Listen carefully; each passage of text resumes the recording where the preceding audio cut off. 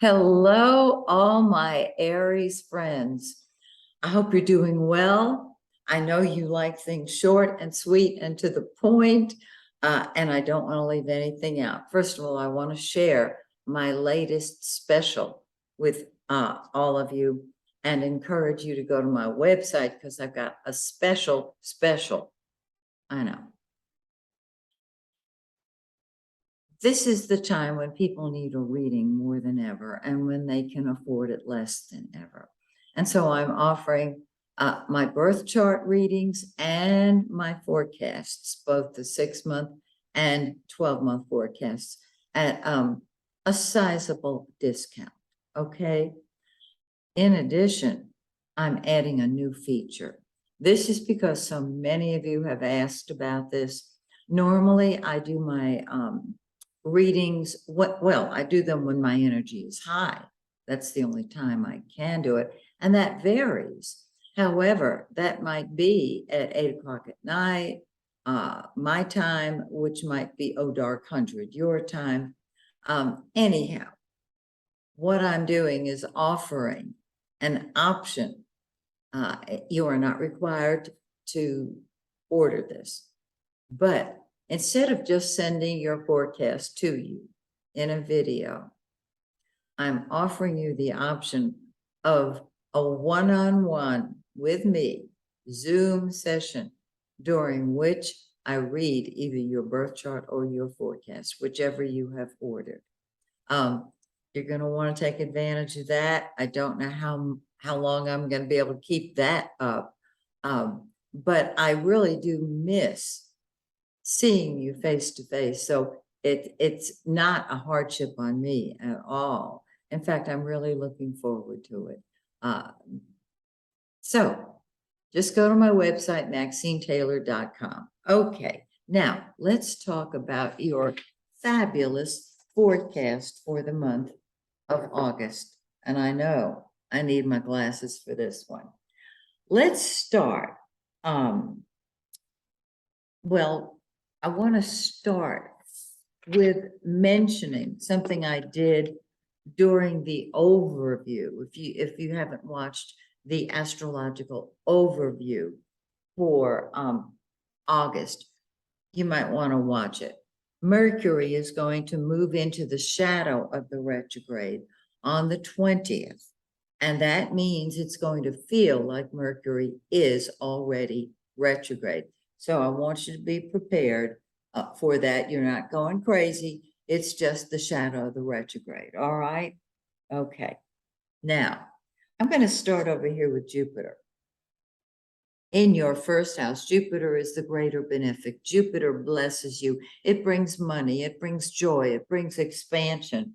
It's in your first house. No, you're not necessarily going to put on weight. But Jupiter is retrograde now. And so the blessings are kind of on pause. This might be a good time to take off weight because it's in the first house of the physical body. Anyhow, when it goes direct, and I'll let you know when that month occurs, it'll be everybody out of the way. I'm doing my thing my way, and it's going to be great for you. So call this your cosmic escrow account. It's filling up. And so you're joyful, you're happy, and you may be indulgent. All right, Mars, the red planet. Wherever Mars is what we fight for and fight with. It is energy, it is action, it's war. It can be war, doesn't have to be. But it's do it now. It's I want what I want when I want it. And Aries, you can identify with that. It's in your second house of money. So your money is foremost in your mind. And other signs are saying, well, what about me? Money's on my mind too. I get it. Aries is doing something about it because that's what we fight with or fight for. And whatever you put your attention on grows. Awesome. On the 20th, Mars moves into your third house of communication, and this should be a good time to go visit the family. You know what I mean? It's also a good time to speak your mind. Now, Aries, you don't mess around. You're very direct when you speak, and so want you to be aware of that. All right. I don't believe in squelching anything, but I do believe in counting to 10 because you cannot unsay something once it has been said. You get my drift. Okay. Venus, the pink planet, the planet of love and beauty. This deals with home and family. Are you renovating? Are you buying? Are you selling? Or are you just sitting at home with a remote in your hand having a terrific time all by yourself? Whatever it is, this deals with home and family, and you're really enjoying your time at home, possibly with your family, though not necessarily. Your home. On the 11th, Venus moves into the 5th house of fun and games, and it's time to party. It's time to enjoy yourself. The 5th house of children, you will enjoy being with your kids. And so you might want to plan some events with them, no matter what their age. All right. Now, speaking of the 5th house, the sun, the yellow planet, the giver of life, the center of our solar system. There it is in the 5th house. And that's what you want to do. You want to party, you want to play, you want to be creative. Are you an artist?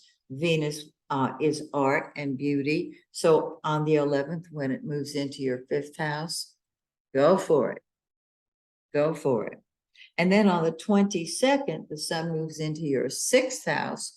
And this may be the time that you return to working in your office. So many people have been working from home, people in all signs.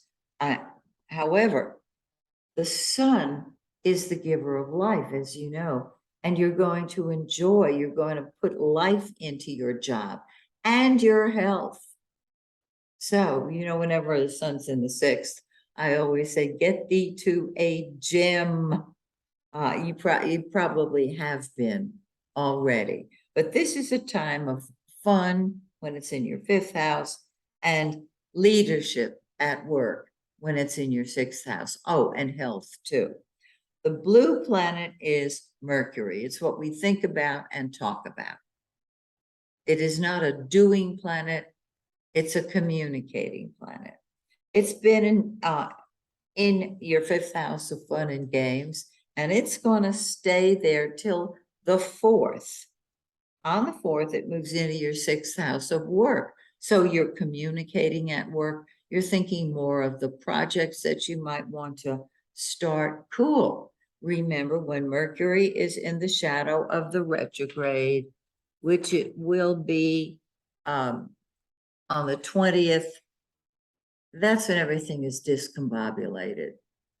So be patient with yourself and others. And then on the 25th, Mercury moves into your 7th house, and you are ready to talk to people. You're ready to communicate. It's going to be a great time to get out there and talk to different people. Now we have a full moon on the 11th in 19 degrees of Aquarius, and it's in your 11th house of friends and group activities of a humanitarian nature. You can be a philanthropist at this time, or you can just party with your friends. Have a good time. This is the full moon when things come to a head. And so decide how you want to handle this.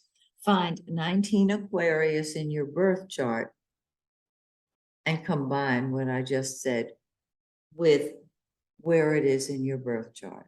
2 weeks after the full moon, we have a new moon. And remember, 2 days or so before the new moon, nobody has any energy. Do not throw a party on the dark of the moon. Everybody will sit around looking at each other. I made the mistake of throwing a party many, many, many years ago in honor of a couple who had just announced their engagement. I never saw so much silence and inactivity before. I know you don't see inactivity. Yeah, and you don't see silence. You can see inactivity. Everybody was into the chip and dip, and that was it. So keep that in mind. The new moon emphasizes your work, your health, your job. Get busy, Aries. Okay. So that is what August looks like for you. I know you're counting the months until Jupiter goes direct. I will alert you to when it does. Till then, this is Maxine Taylor saying, may the stars shine brightly on you and yours. Bye for now.